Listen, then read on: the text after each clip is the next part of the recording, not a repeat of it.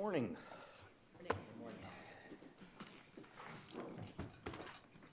SJC-11677, Lisa Reckis and others, v. Johnson & Johnson and another.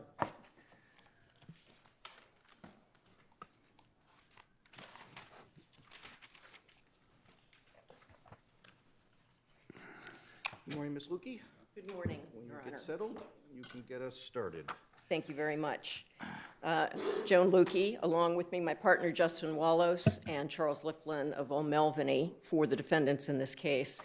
By way of brief introduction, it is my hope to address three issues which are subsets of the issues set forth in the brief.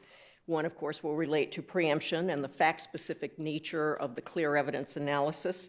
The second relates to the lack of reliable methodology behind the plaintiff's toxicologist's third dose theory.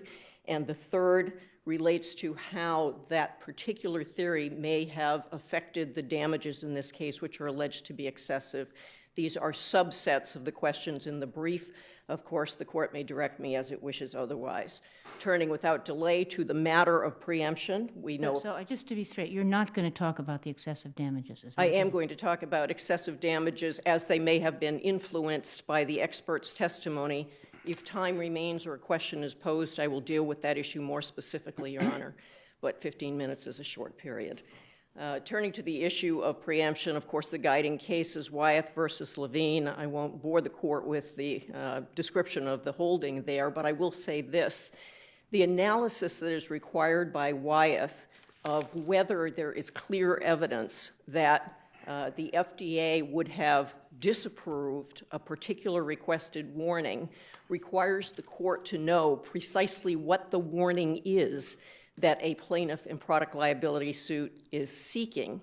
In this instance, Judge Muse ruled before trial on summary judgment on requested warnings that appeared in summary judgment papers that were not the warnings that came in at trial.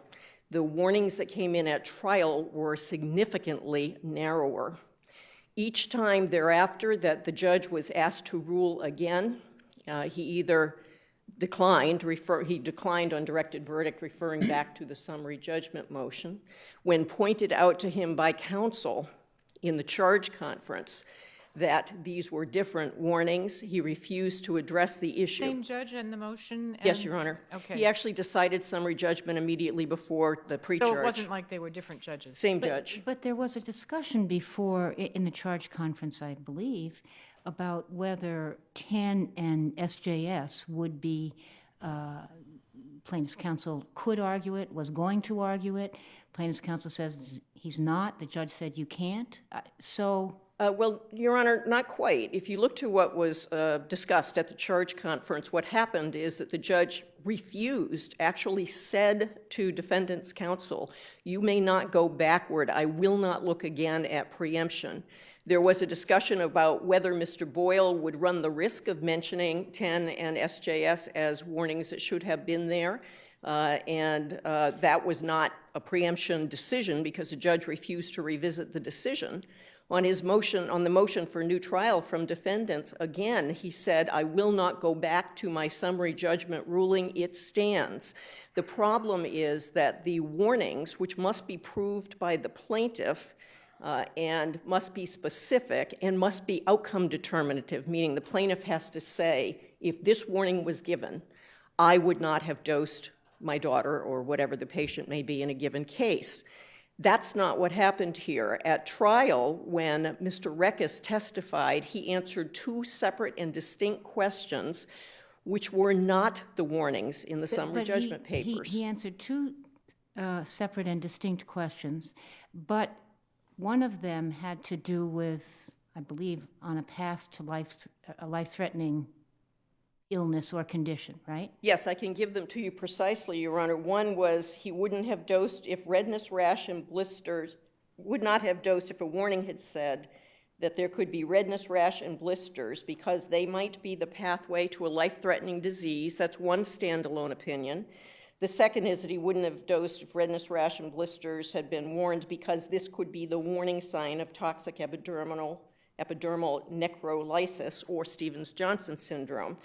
separate and distinct. Now, one of the problems this court confronts is that it is quite clear, I believe, respectfully, in the citizen's petition and the FDA ruling that the SJS-10 warning would not go on the label. And this court has no way of knowing on which of those two separate warnings. Except that in the closing, Mr. Boyle was very specific about that. That's not what we are arguing. That doesn't matter, Your Honor. You don't get to change the evidence in the closing. With all due respect, this court has said that before. Mr. Boyle may have realized between the time he direct examined Mr. Reckis, the sole witness on the issue of which warnings would have caused him to withhold the dose, the third dose, and what he says in his closing. He elicited the testimony. The jury heard the testimony.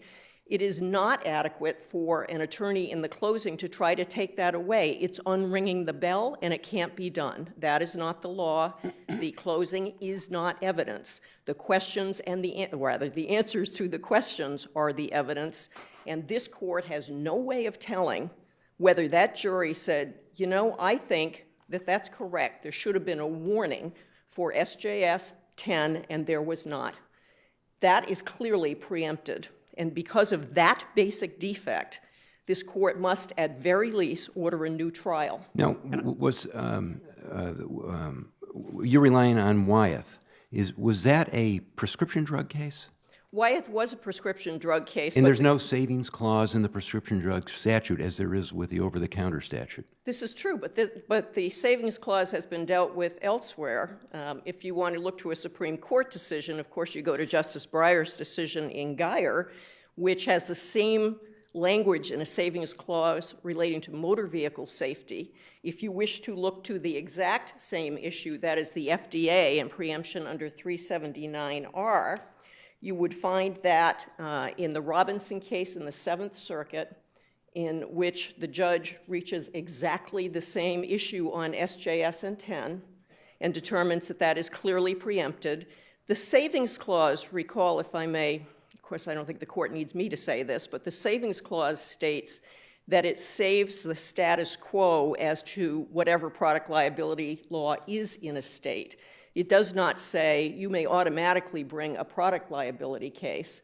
That cannot be the law because the supremacy clause is the source of the preemption concept. It is a difficult burden when a manufacturer asks the court to find preemption, but it is most definitely a possible version. And in addition to Robinson, we have, of course, the California Supreme Court in Dowell ruling on this very same issue again. And then we have dictum in the North Texas case of Lofton, and even in the only case that goes the other way and says that 379R does save all product liability cases, the Hunt case out of Louisiana, the court actually states if the warning requested had been to add SGS-10, then we might be inclined to find preemption. Remember, in this case, Mr. Reckis did not testify that he would have stopped dosing if the warning had said redness, rash, and blisters, as was subsequently ordered by the FDA in 2005, albeit not in response to the citizen's petition, but at the same time frame. He did not say that. He said it would have to say redness, rash, and blisters because it led to a life-threatening disease, or redness, rash, and blisters because it led to SJS-10.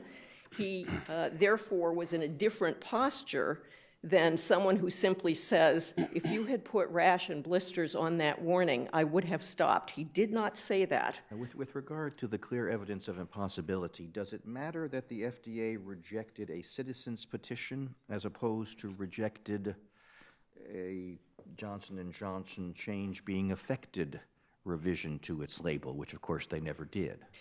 It does not, Your Honor. For one thing, the law doesn't require, the clear evidence rule doesn't require that the request come from a manufacturer. Well, has that been addressed? Yes, Your Honor. It was addressed in Ray Fosamax products liability litigation, which is a federal district court. But in Fosamax, it was the manufacturer that sought the change.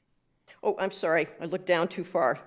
It is Mutual Pharmaceuticals Company versus Bartlett, which says outright that it can be anybody.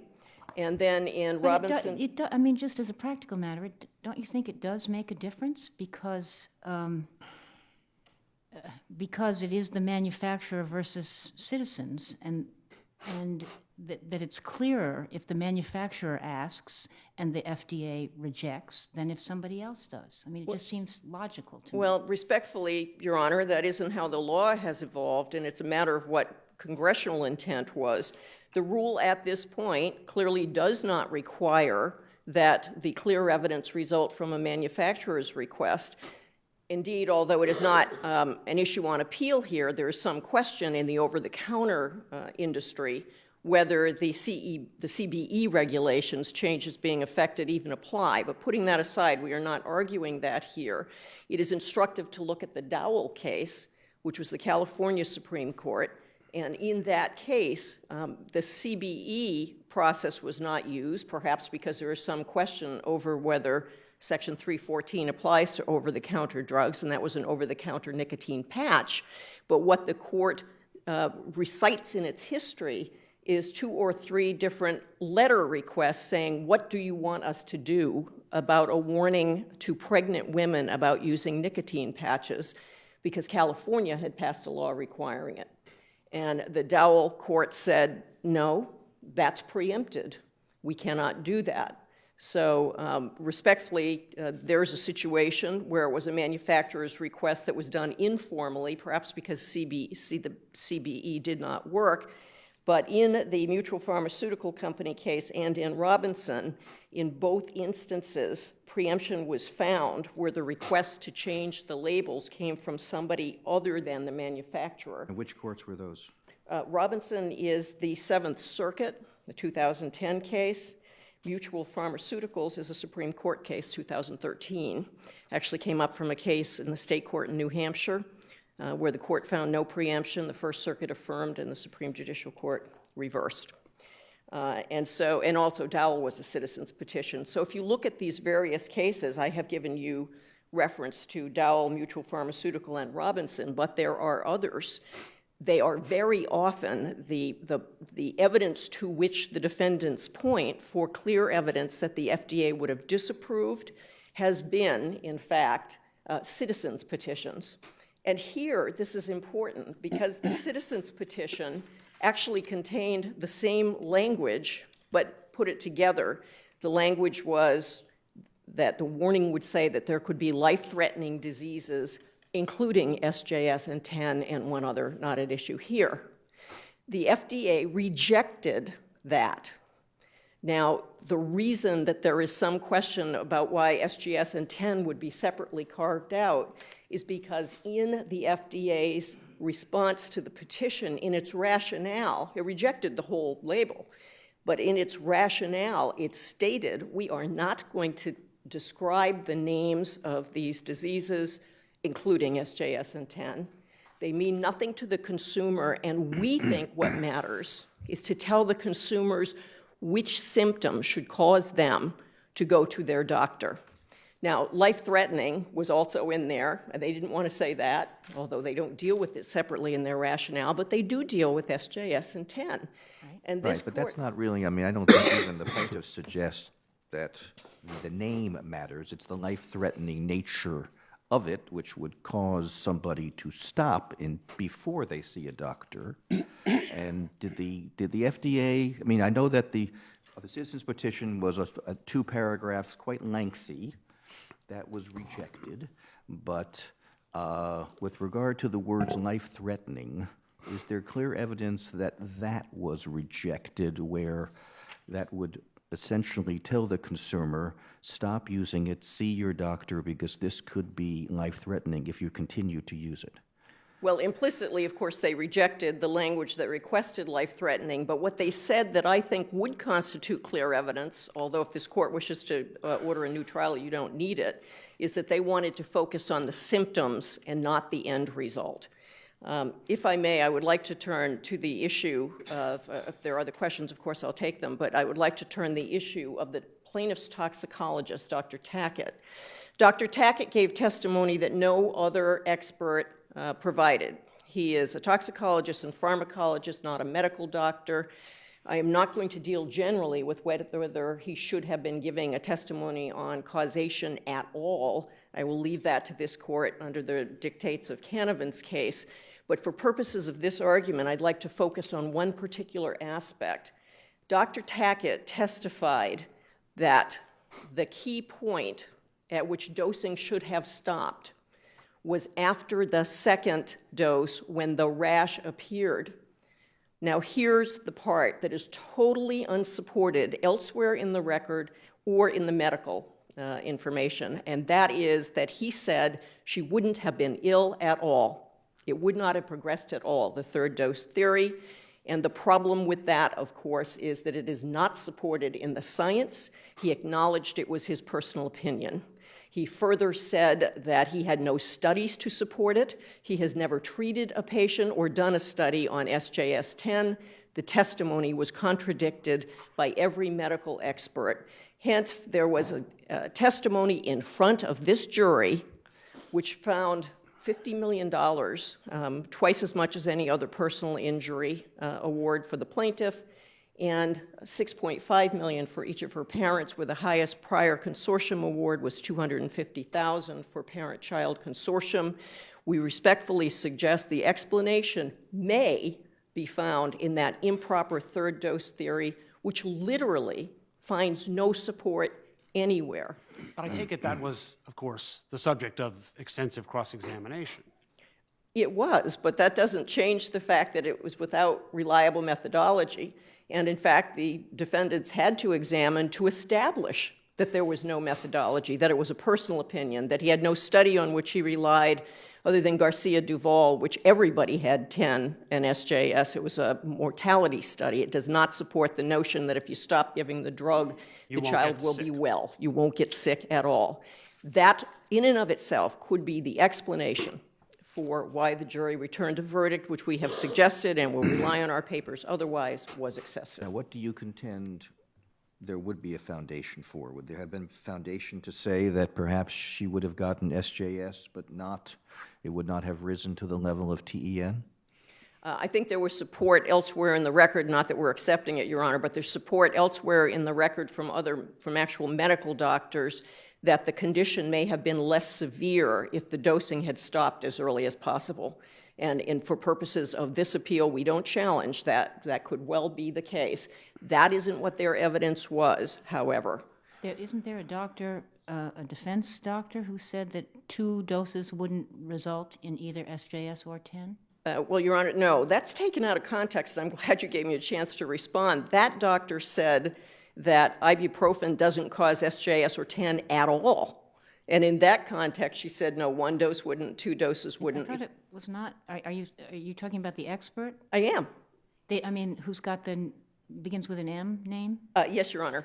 I'm thinking of somebody else. It was in a deposition, but I believe the only reference I've seen to that is the question actually about whether that doctor's testimony suggested or supported the notion that 2 doses wasn't enough. Every expert, if you actually review their testimony, including Dr. Tackett, said that you can't do it by dose. You have to go by when the symptoms appear.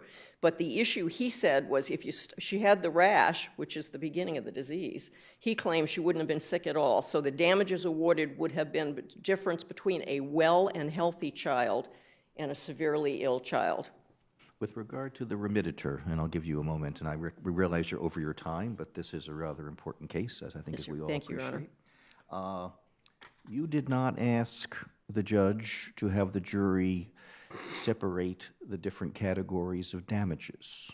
So we don't know whether the jury gave the entirety of the amount for pain and suffering as opposed to future medical expenses or future loss of earnings. So how can we accept your argument that the jury did include future loss of earnings where there was no evidence when you didn't provide a record that allows us to make that evaluation? We don't contend that you need to know what the categories were for purposes of the issue on appeal. The argument here is the damages in totality were excessive for all categories. The only compensatory damages in the record are $811,000 for past medicals. There is nothing in there about what future medicals would be worth or about her. Did you move, I mean, at the time of, besides even separating, was there any motion not to have future earning capacity, loss of future earning capacity, or future medicals put to the jury at all because there was no evidence? My memory is that that is in the directed verdict motion, Your Honor. I would have to go back and check that to be absolutely positive, but I believe the directed verdict motion and the new trial motion track the same way on that. So yes, the request was made. No, counsel below did not ask for a breakdown in the verdict. This court has previously suggested in the Lorillard case that perhaps the trial judge is at least one of the parties who should be making that happen, because there may be strategic reasons for the parties not to do so. And you wrote that decision, Your Honor, and you yourself indicated that you were putting trial judges on notice that there should be, it would be preferable to be a breakdown. This case was tried before Lorillard was issued, I believe. It was. Yes. But so for all practical purposes then, if we determine that pain and suffering, and there was extraordinary pain and suffering here, would justify that amount, you would lose on this issue.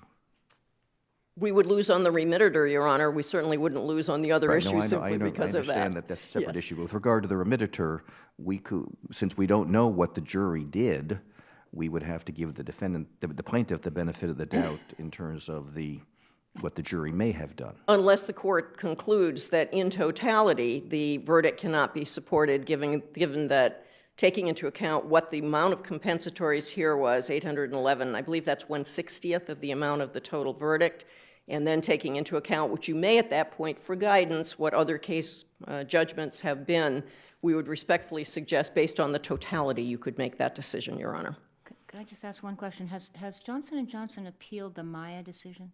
I do not know the answer to that question. If the court wishes, we can submit that by letter to the court. Thank you. All right, thank you. Thank you very much. Good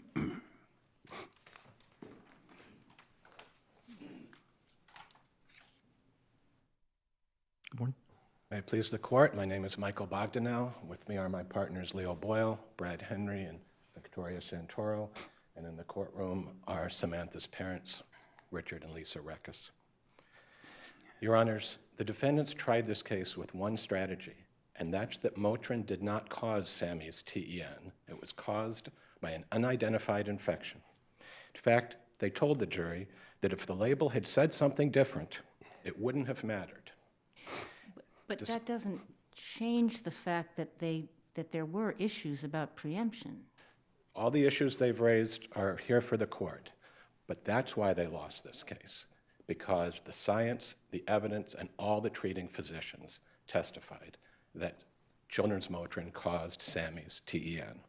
As for preemption, there's a statute directly on point, worded the same as the statute in Evans versus Lorillard, that preserves any action or the liability of any person under the product liability law of any state.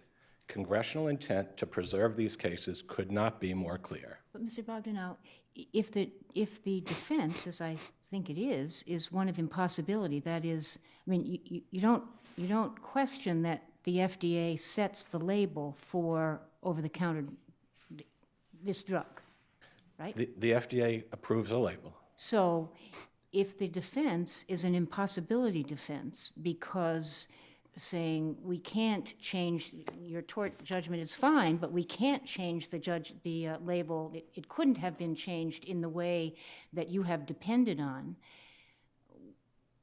I don't think 379RE would change that, would it? It just shows congressional intent, but the defendants had the right to raise impossibility. They just didn't come close to satisfying the very high burden that the court has imposed on them based on clear evidence that it would have been impossible. So first of all, Clear evidence that it would have been impossible to get FDA approval. yes, Okay, so clear evidence, but the FDA, we know, disapproved a recommended instruction that included reference to 10 and SJS, right?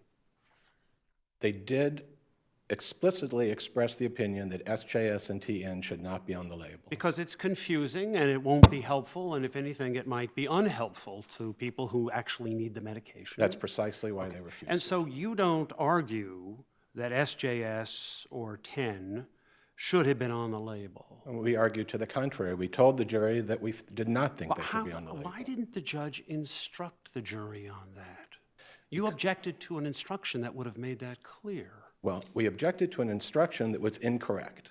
The instruction they requested was that the jury should be told, as a matter of law, that the defendants could not be liable for not including SJS or 10, comma, or a warning about potentially life-threatening diseases or reactions.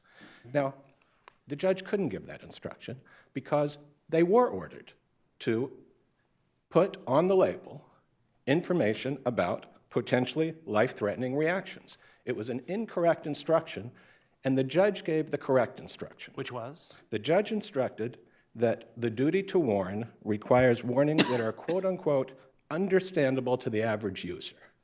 That's what the jury was instructed. The jury was also instructed that the FDA has the authority to reject any unilateral label change. And the evidence at trial was that Mr. Reckis had never heard of SJS or 10 when he gave children's Motrin to Sammy Reckis. Now, he testified as to a few questions that were asked, would you have given her children's Motrin if you had known that redness, rash, and blisters lead to SJS and 10? And he said no, he wouldn't. But he had just said he never knew what SJ and 10 were. The jury properly inferred that what mattered was tell your child, tell the parents of a child what signs to look for that could lead to these horrible diseases. And that's what the jury knew. The jury also knew that Lisa Reckis testified that if it had just said what the FDA ultimately ordered, she would have never let her child take Motrin once she had the rashes. What parent would? Second of all, the court did instruct counsel, don't argue it. Don't argue SJS and 10 on the label. But counsel went a step further. He told the jury, we don't think it should be on the label. So for the jury to have found that SJS and 10 belonged on the label, they had to reject the judge's instructions, they had to reject counsel's argument, and they had to ignore the evidence at trial. That did not happen. Second, what's the conflict? The conflict is, would this judgment impose a duty on the defendants that they can't satisfy? That they can't satisfy because the FDA wouldn't allow it. So what duty did this impose? It's not a specific label. The jury answered one question, and that was, were the warnings adequate? That's all. Quote unquote, the defendants failed to provide adequate warnings in connection with children's Motrin. That's the duty underlying this judgment. We know the defendants could satisfy that duty because 2 years after Sammy took children's Motrin, the defendants did order them to put these warning signs on the label. The FDA did not reject the citizen's petition. The essence of that petition. So was your argument that if the warnings that were subsequently put on the label had been on the label at the time, then that would have been adequate, even though there was no mention to life-threatening disease? Subsequent warnings. Our argument is that the jury didn't have to come out with a precise warning, and Wyeth versus Levine addressed this and said it's not a duty relating to a specific label. Wyeth versus Levine said it, and the Vermont Supreme Court that led to that said it. What we now know is that that label wasn't adequate, and our burden was to show that had an adequate warning been issued, then this would have never happened. And we know that there's a presumption. Yes, Your Honor. No, you finish. We know that there is a presumption that an adequate warning would have been heeded. We know that. But if the, that's a nice sort of general proposition. Was there an adequate warning? But if the evidence were, and I'm not, I know there's a lot of discussion about what Mr. Reckis said he would or wouldn't have followed. But if the evidence, let's just say hypothetically, that the question that Mr. Boyle put to him was, would you have given this if the label had said, only mentioned SJS and TEN? And he said, no, I never would have. And that's the only question. Even though the question put to the jury was the label adequate, the evidence before them would be that the plaintiffs think that the only adequate label would be one that mentioned SJS and TEN, and we know that that's probably an impossibility, correct? We don't even know that for sure because we don't know what would have happened had the defendants asked for that. But even in that context, once counsel stands up and tells the jury that's not what we are claiming, we don't think SJS and TEN should be on the label. And once the trial judge says that warning has to be understandable to the average user, and once Mr. Reckis says, I didn't know what those were, then this judgment would still not be impossible for the defendant to live up to. Yes, Your Honor. If I could, I just want to see if I can clear some debris. Do you agree that the impossibility determination is a matter of law to be done by the judge and not the jury? Under these circumstances, yes, Your Honor. Okay, so in terms of, so the jury should not have been asked about the issue of impossibility. They should have been asked the question they were asked. That is correct, Your Honor. Okay, so focusing on the judge's determination, how do we understand impossibility? Do we understand it to say that if Johnson & Johnson had decided to do a change being affected revision to their label, which would have said that rashes and blisters on the skin may present a life-threatening situation, that the FDA would have ultimately said, no, you can't do that. Is that how we understand the impossibility doctrine? Yes, and the defendants had the burden with clear evidence and a high standard of proving what you just said, Your Honor, and they simply didn't do it. What happened is a group of concerned scientists went to the FDA, and they gave a very complex petition. It also included moving this from over-the-counter to prescription only, putting SJS and TEN on the label, putting life-threatening on the label, and many other things. The FDA didn't say one word about life-threatening. They didn't order it, but they didn't say a word about prohibiting it or that they felt it shouldn't belong there. And they did say that about SJS and TEN. So we don't know whether what the FDA would have said had the defendants gone and said, we'd like to put that word there. But what we do know is that they haven't proven that the FDA would have said, no, you cannot, not one word. And do you agree with Ms. Lukey that it does not matter that this was a citizen's petition as opposed to a change being affected revision to the labeling done by Johnson & Johnson?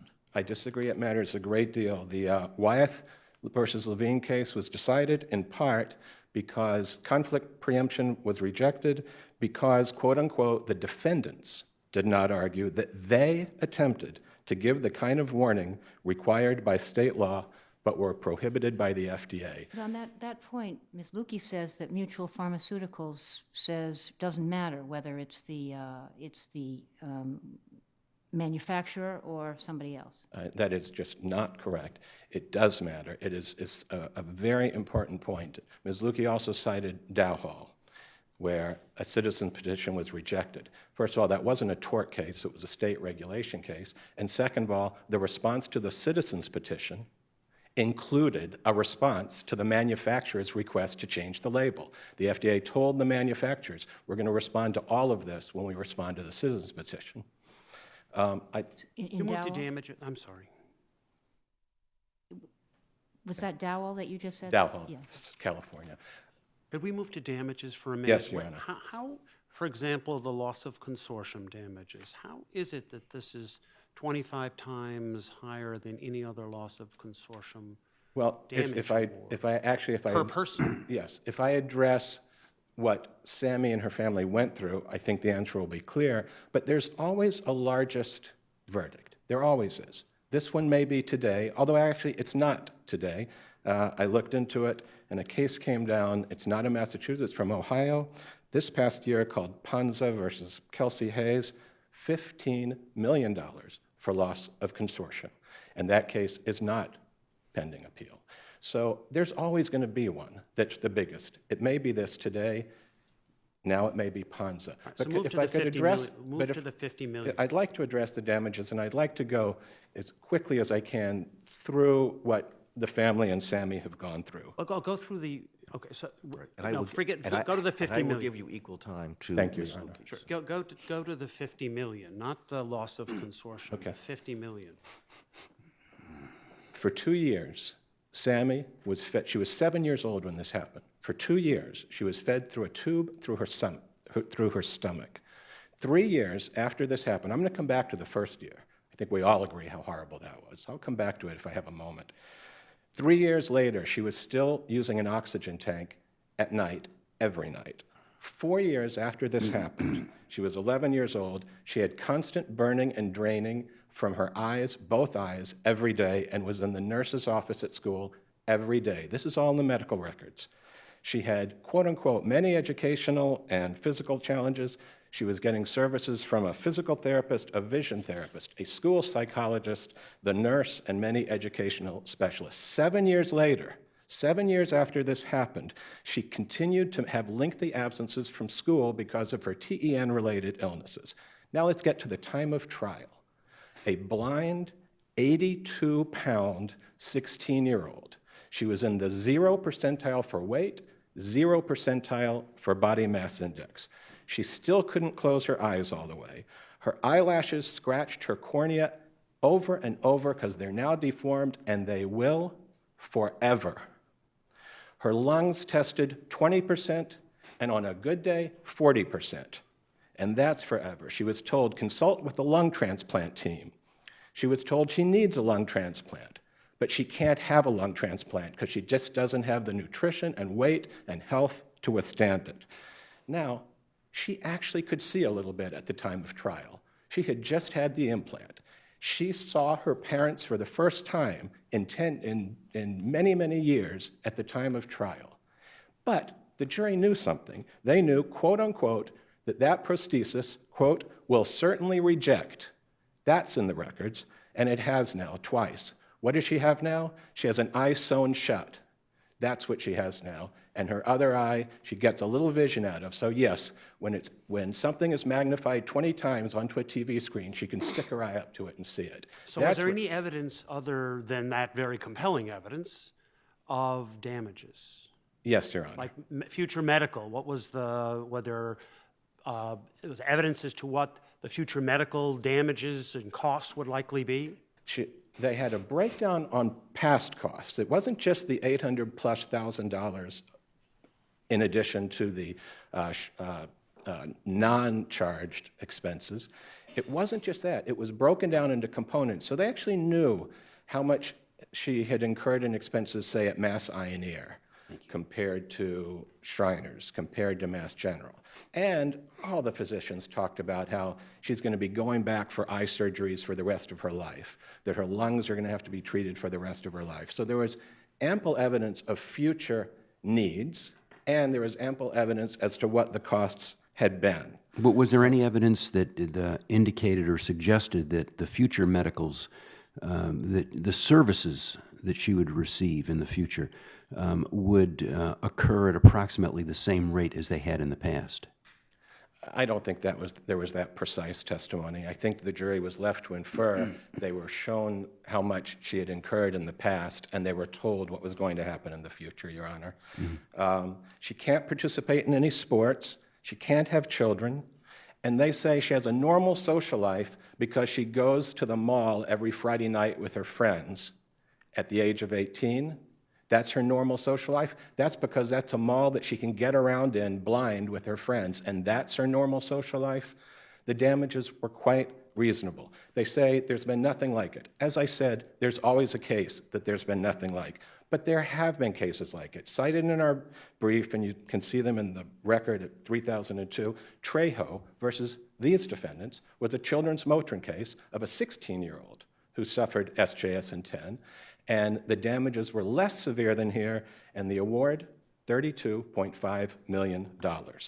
I mentioned the consortium case that came down this year. There's Evans that this case is very familiar with. So what's the pain and suffering? This little girl at the age of 7 had all her skin burned off her body in sheets. There are photographs of her in the record. They'll show you what pain she went through. She was put into a month-long coma. When she came out of that coma, she was put onto narcotics that she became addicted to at the age of 7 and suffered excruciating withdrawal. Her weight dropped to 34 pounds. 34 pounds. Dr. Foster said he has, quote unquote, never seen a worse case of TEN of someone who actually survived it. If I can just take a moment on Dr. Tackett, I know that. Yeah, no, I will give you some time to address that. Help me on this. I understand that there could be a foundation for saying that had Mr. Reckis had that warning, he would have stopped at 2 doses, and there would have been a lesser condition, perhaps the 10% of body surface as opposed to the TEN 30% or more. But how is there a foundation for saying that she would have not have been ill at all? The foundation was both in the medical testimony at trial and in the literature, and I'll address both. The literature, there's the Hurwitz article that was addressed at the trial where someone came down with a rash. No one realized it was being caused by Motrin. They came off the Motrin and the rash went away. They went back on the Motrin a few weeks later, again, not knowing that Motrin was causing this, and had a rash. Came off it, rash went away. Went back on the Motrin, came down with TEN. Garcia-Doval study showed that there's a time progression with TEN and ibuprofen, and that it progresses. But more importantly, the doctors at trial, including 2 from the defendants, said the same thing. One doctor, a treating physician, Dr. Foster from Mass General and Mass Eye, testified that the TEN started after the 3rd dose. That's a medical doctor. That's page 8800 in the record. But that's TEN as opposed to the SJS, which is a lesser condition. That is correct, Your Honor. And so then you have their 2 physicians, their 2 experts, medical doctors. Dr. Mackenhaupt, who Your Honor mentioned, said that the amount taken when that rash began was not enough to trigger TEN. Therefore, it must have been this unidentified infection that all the testing disproved. More importantly, Dr. Schulman, I believe, Your Honor, is who you were thinking of. And here's what Dr. Schulman said. It had to have been an infection because he didn't, and again I quote, believe there is any evidence that 1 or 2 doses of a drug like Motrin can trigger such a severe disease. Their expert said it, our expert said it, the treating physician said it, and that is, after all, why Children's Motrin now has a warning to quit taking it when you start showing these signs, which would have prevented this from ever happening. The jury was properly instructed. The trial judge properly concluded that the jury verdict was fair and reasonable. He wrote a very thoughtful decision on the motion for remittiture. His finding was correct, the jury's finding was correct, and it should stand, Your Honor. Thank you. Thank you. One question, if there were any citations or record references that I just gave that aren't in the brief, can I also do just a letter to the court, no argument? Yes, you may. Thank you, Your Honor.